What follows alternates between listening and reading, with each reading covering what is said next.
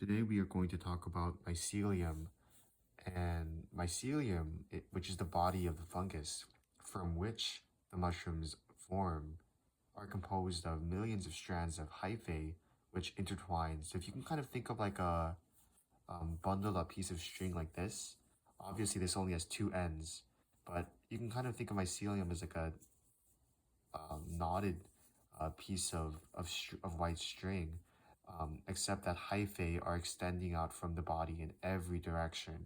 And so there are, literally millions of points at which hyphae are feeling their way out. Um, they're releasing enzymes and they're digesting nutrients and they're doing all sorts of things, right?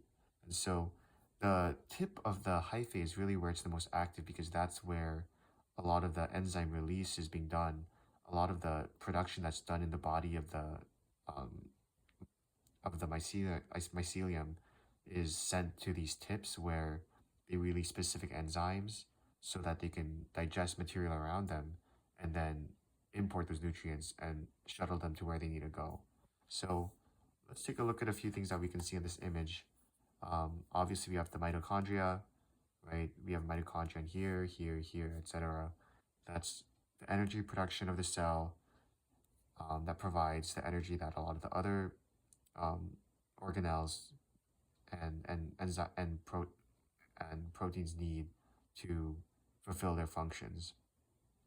And then we also see the ribosomes here. So these are the factories for the enzymes. Um, they initiate a lot of the enzyme production process. It's a little bit more complicated than that, but you can just think of them as enzyme factories for now. And then you have these little microtubules in the hyphae as well. So what these do is they facilitate um, kind of enzyme and protein transportation throughout the hyphae. So you have these, normally there's this thing called cytoplasmic flow where nutrients and things that need to be moved around the hyphae just kind of automatically flow with the cytoplasm through the hyphae to where it needs to go. But then there's specific enzymes that kind of have, they're kind of like they facilitate the transportation of various substances, and they do that by like attaching themselves to the outside of these microtubules and kind of walking along them to speed them up. So you can kind of think of these as like those little um, horizontal and flat escalators that you see at the airport when you walk up. Like the cytoplasm is already moving everything towards the end of the hyphal tip or backwards, depending on what is being transported. Obviously, enzymes go this way, they're released, and then to help break down the substances surrounding this, and then they intake the different sugars and lipids that they break down, and they get sucked up into here and maybe move further into where they need to go. But then, so there's a natural flow to the cytoplasm, but then these allow you to kind of walk a little bit faster. So the enzymes speed up the transportation of different things. And then you got the microvesicles and the macrovesicles.